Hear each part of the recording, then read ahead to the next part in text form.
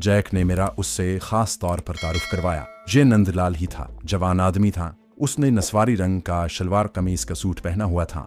Sir पर Jinnah cap थी। गोया इस हिंदू तख्तीबकारों के लीडर ने अपना पूरा हुलिया पाकिस्तानी मुसलमानों वाला बनाया हुआ था। हम जमीन पर और जैक और नंदलाल चारपाई पर बैठ गए।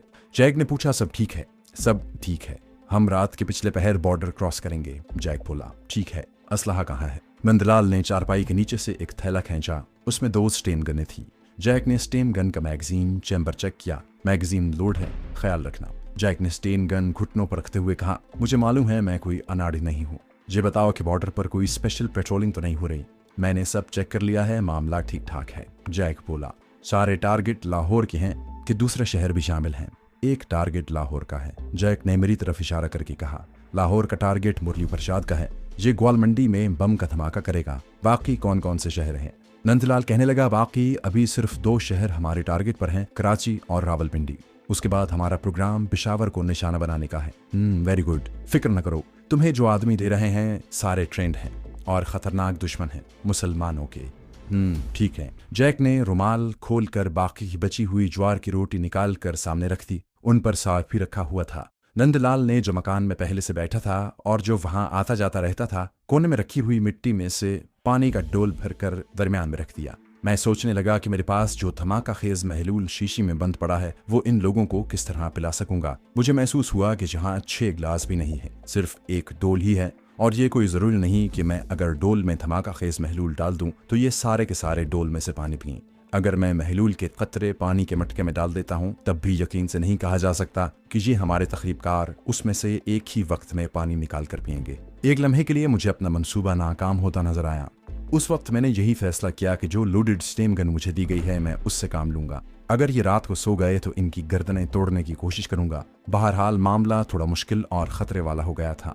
रोटियां खाने के बाद नंदलाल ने चारपाई की दूसरी तरफ नीचे हाथ डालकर ताम चीनी की एक चैनक और छोटी छोटी 4-5 प्यालियां निकालते हुए कहा, तुम जहां बैठो, मैं तुम लोगों के लिए बाहर चूल्हे पर चाय बनाता हूँ। मेरे दिल में उम्मीद की शमा एक बार फिर रोशन हो गई।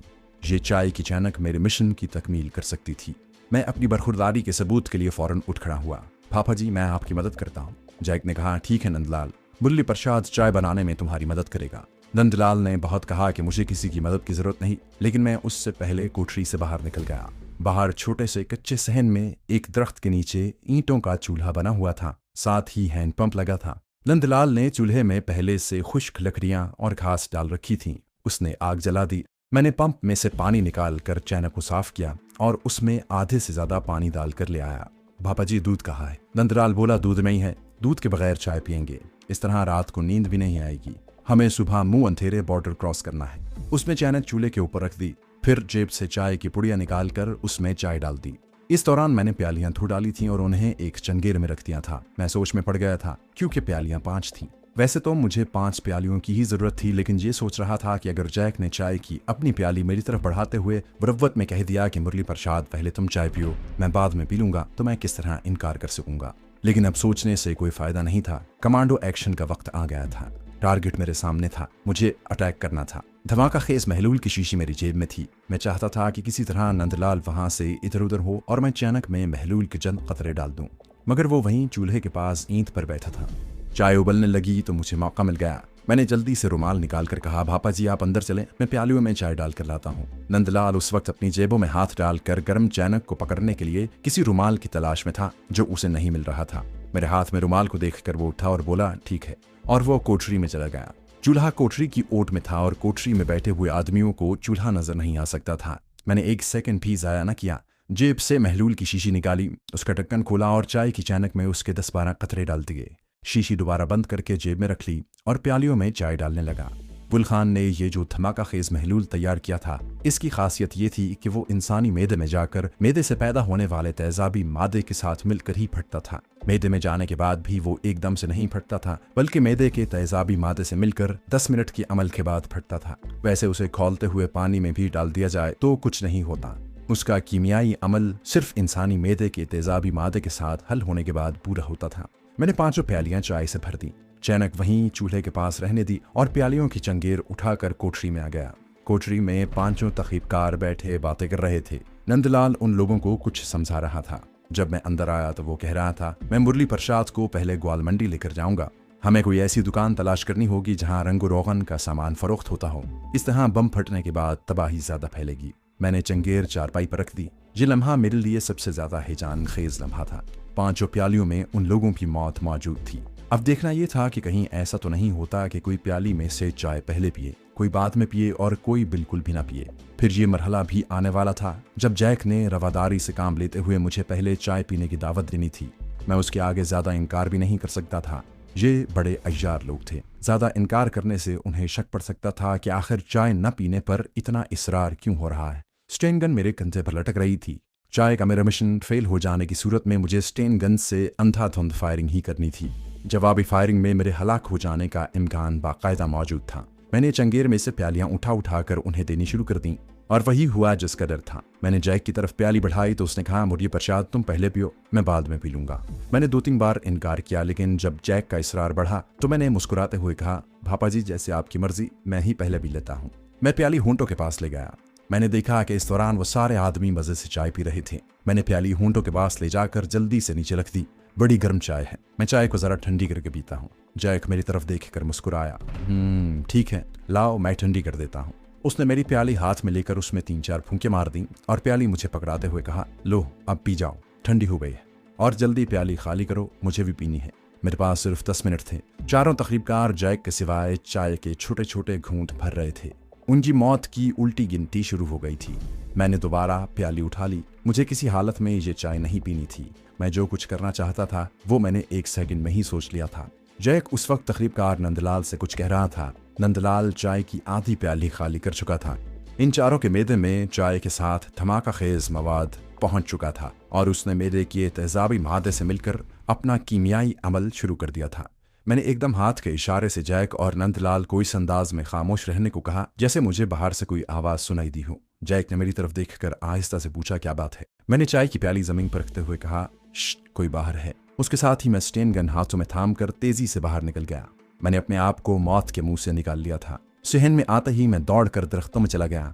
जहां चांदनी नहीं थी, अंधेरा था। मैं कोठरी से कोई 100 फुट दूर एक दरख्त के नीचे इस तरह बैठ गया कि मेरी स्टेन गन का रुख कोठरी के दरवाजे की तरफ था। मैं जानता था कि जैक और नंदलाल भी असलहा लेकर जरूर बाहर निकलेंगे। मुझे नंदलाल की परवाह नहीं थी, वो तो धमाके से फटने वाला था। मुझे जैक यानी पार्टी लीडर की फिक्र थी। उसने धमाका खेज चाय नहीं पी थी, उसके पास स्टेन गन भी थी। मैं सांस रोके स्टेन गन का रुख कोठरी की तरफ किए इन तखरीबदारों के बाहर निकलने का इंतजार करता रहा। इतने में कोठरी में से एक आदमी बाहर निकल आया। कोठरी के आगे सहन में जर्द चांद की फीकी सी चांदनी फैली हुई थी। मैंने उसे पहचान लिया। ये नंदलाल था। उसने मेरे सामने चाय पी थी। उसका जिस्म धमाके से फटने के करीब था। साथ ही हमारा पार्टी लीडर जैक भी आ गया। जैक के हाथ में स्टेन गन थी। दोनों इधर उधर देखने लगे। नंदलाल ने मुझे आवाज दी, मुरली प्रसाद। मैं दरख्त के पीछे दुबक कर बैठा रहा। 3 हिंदू तकरीबकार कोठरी के अंदर ही थे। नंदलाल ने एक बार फिर मुझे आवाज दी, मुरली कहाँ हो तुम? फिर उसने जैक से कहा, मुझे मामला गड़बड़ लगता है जैक। गुल खान ने मुझे बताया था कि इस बार उसने धमाका खेज महलूल का वक्त थोड़ा बढ़ाकर 5 मिनट से 10 मिनट कर दिया है। यानी पहले ये मवाद 5 मिनट में फट जाता था, मगर अब इसे फटने में 10 मिनट लगते हैं। मुझे पसीना आ गया। कुछ नहीं हो रहा था। या खुदा कहीं गुल खान का तजुर्बा फेल तो नहीं हो गया। इस दौरान एक और तखरीबकार कोठरी से बाहर आ गया। उसने बाहर आते ही पूछा, क्या हो गया है लाला? अभी ये फिक्रा उसके मुंह में ही था कि एक धमाका हुआ, फिर दूसरा धमाका हुआ और मेरी आंखों के सामने नंदलाल और अंदर से जो तखरीबकार बाहर आया था, दोनों के जिस्म फटकर आग के शोलों के साथ रेजा रेजा होकर बिखर गए। जैक उछलकर एक तरफ गिरा। वो गिरते ही उठा और घबराहट में वो सीधा उन दरख्तों की तरफ दौड़ पड़ा जहां मैं घात लगाए बैठा था। मैं उठ खड़ा हुआ। जैक मेरी जद में था। ट्रिगर पर मेरी उंगली का दबाव पड़ा और स्टेन गन से पूरा प्लस्ट निकलकर जैक के जिस्म को छल निकल गया। वो मुंह के बल आगे को गिर पड़ा। उसके साथ ही कोठरी के अंदर 2 धमाके एक ही वक्त में हुए और कोठरी की छत और दरवाजा उड़ गया। अंदर से शोलों का बादल उठकर आसमान की तरफ ऐसे बुलंद हुआ जैसे अंदर कोई छोटा एटम बम फटा हो। उसके बाद वहां खामोशी छा गई। कोठरी के दरवाजे के टुकड़े इधर उधर बिखर कर चल रहे थे। मैं इंडियन बॉर्डर से ज्यादा दूर नहीं था, बल्कि बॉर्डर के ऊपर ही बैठा था। भारतीय बाउंड्री सिक्योरिटी फोर्स के सिपाहियों ने इस धमाके की आवाज अगर सुन ली थी तो वो जरूर इस तरफ आ रहे होंगे। इसलिए मेरा वहां ठहरना मुझे एक नई मुसीबत में फंसा सकता था। मैंने सिर्फ इतना किया कि जैक की लाश को देखकर तसल्ली की कि वो जिंदा तो नहीं है। वो मर चुका था। स्टेन गन की 11-12 गोलियां उसके जिस्म को उथेड़कर दूसरी तरफ से निकल गई थीं। उसकी लाश खून में लथपथ औंधी पड़ी थी। मैंने स्टेन गन कांधे से लटकाई और धुंधली चांदनी वाली रात में वापस जम्मू शहर की तरफ चल पड़ा। मेरी स्टेन गन में अभी बहुत गोलियां बाकी थीं। आधे से ज्यादा इसका मैगजीन भरा हुआ था। मैं उसी रास्ते पर चला जा रहा था जिस रास्ते पर पार्टी लीडर जैक हमें लेकर आया था। धमाका खेज मवाद का बचा हुआ महलूल मेरी जेब में शीशी में महफूज पड़ा था। मैं उसकी कारकर्दगी पर बेहद खुश हुआ। ये कमाल की चीज हमारे मास्टर स्पाई और एक्सप्लोसिव्स के माहिर गुल खान ने बनाई थी। मैं तेज तेज चल रहा था। चांद थोड़ा ऊपर आकर एक तरफ कीले के पीछे हो गया। माहौल पर अंधेरा छा गया। इस ख्याल से कि ये बॉर्डर का इलाका है, मुझे जहां से जितनी जल्दी हो सके निकल जाना चाहिए, मैंने जॉगिंग के अंदाज में दौड़ना शुरू कर दिया। जब मैं जाए वारदात से काफी दूर निकल गया तो एक जगह बैठकर थोड़ा सांस लिया और दोबारा चल पड़ा। अब मैं नॉर्मल रफ्तार से जा रहा था। मैं ठीक उन रास्तों से होकर गुजर रहा था जिन रास्तों से जैक हमें लेकर आया था। आसमान पर तारे चमक रहे थे। फिर आसमान पर मशरिक की जानिब नीली रोशनी का गुबार सा फैलने लगा। ये सुबह काजिब की रोशनी थी। सुबह काजिब की रोशनी उस रोशनी को कहते हैं जो सुबह होने से पहले मशरकी उफक पर नमूदार होती है। मैं उस गांव के करीब से भी गुजर गया जहां से जैक हमारे लिए लस्सी और ज्वार की रोटियां लाया था। मैं उस गांव से आगे पहुंचा तो सुबह काजिब के बाद सुबह सादिक की नूरानी रोशनी चारों तरफ फैल चुकी थी। मैंने एक पहाड़ी नाले से हाथ मुंह धोया, थोड़ा पानी पिया और उस कच्ची पगडंडी पर आ गया जो ऊंचे ऊंचे ज्वार की फसल की खेतों में जली जाती थी। मुझे मालूम था कि अभी जम्मू काफी दूर है और अगर मैं पैदल चलता रहा तो मुझे मजीद एक दिन इन पहाड़ों और मैदानों में से चलना पड़ेगा जिस तरह के हम आधी दफा चल कर आए थे।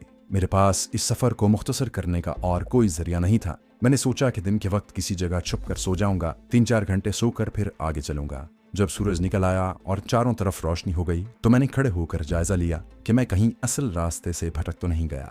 कुछ दरख्तों और 2-1 छोटे टीलों को मैंने पहचान लिया। मैं ठीक समत में जा रहा था। मेरी जेब में इंडियन करेंसी में कुछ पैसे जरूर थे, मगर हमें गैर आबाद रास्तों से बॉर्डर तक लाया गया था। ये ऐसे रास्ते थे जहां लारियां तांगे वगैरह नहीं चलते थे, वरना मैं किसी लारी या यक्के में सवार होकर जम्मू जल्दी पहुंच सकता था। चलते चलते मेरी बाएं तरफ आमों का एक घना बाग आ गया। ये बाग वीरान पड़ा था। चूंकि आमों का मौसम नहीं था इसलिए बाग में किसी रखवाले वगैरह का कोई झोंपड़ा नहीं था। एक जगह जमीन थोड़ी साफ थी। मैं वहीं लेट गया। मुझे इस बात का इत्मीनान था कि मैं खतरे के मकाम से बहुत दूर निकल आया हूँ। अब बॉर्डर सिक्योरिटी फोर्स के आदमी मुझ तक नहीं पहुंच सकेंगे। चुनाचे मुझे बड़ी जल्दी नींद आ गई। सोकर उठा तो सूरज दरख्तों के पास आ गया था। मैंने आम के बाग से बाहर आकर देखा। दूर से मुझे वो पहाड़ नजर आए जिनकी दूसरी तरफ जम्मू शहर था। इन पहाड़ों को मैं एक दिन पहले वहां से गुजरते हुए देखकर इनकी निशानी दिल में लगा चुका था। मेरे सामने वीरान मैदान फैला हुआ था। मैं पहाड़ों की तरफ रवाना हो गया। रास्ते में एक जगह छोटा सा कुआं आया। ये कुआं शायद इसीलिए बनाया गया था कि आते जाते मुसाफिर जहां अपनी प्यास बुझा सकें।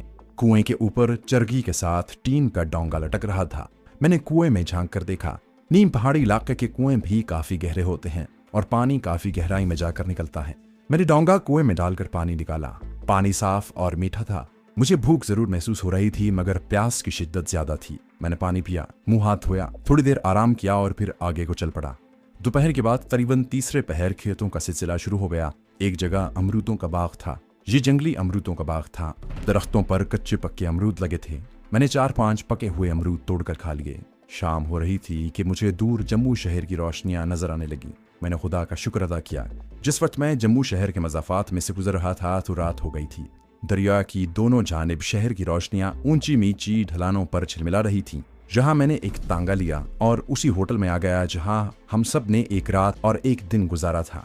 होटल वाला मेरी सूरत से आशना था। मैंने वही कमरा ले लिया जहां हम ठहरे थे। कमरे में आकर मैंने जूते उतार कर फेंके, पाँव धोए और बिस्तर पर आकर अपने आप को गिरा दिया। दरवाजे को मैंने अंदर से कुंडी लगा ली।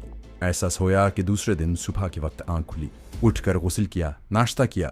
मालूम हुआ कि दिल्ली जाने वाली जम्मू तवी एक्सप्रेस निकल चुकी है। अब दोपहर को एक पैसेंजर ट्रेन जालंधर जाएगी। मैं दोपहर तक होटल में ही रहा। दोपहर से जरा पहले होटल से निकला और सीधा जम्मू के रेलवे स्टेशन पर आ गया। मैं कोई गोला बारूद का जखीरा उड़ा कर नहीं आया था कि जिसका लर्जा खेज धमाका हुआ हो और आसपास के लोगों को पता चल गया हो। बड़े आराम से 5 पाकिस्तान दुश्मन भारतीय तखरीबकारों को जहन्नम में पहुंचा दिया था। छोटे छोटे महदूद किस्म के 4 धमाके हुए थे। 4 तखरीबकारों के जिस्म हवा में तहलील हो गए थे और एक तखरीबकार को स्टेन गन का ब्रस्ट मारकर मौत की नींद सुला दिया था। अगरचे बॉर्डर के करीब का इलाका था मगर धमाकों की आवाज ज्यादा दूर नहीं गई थी।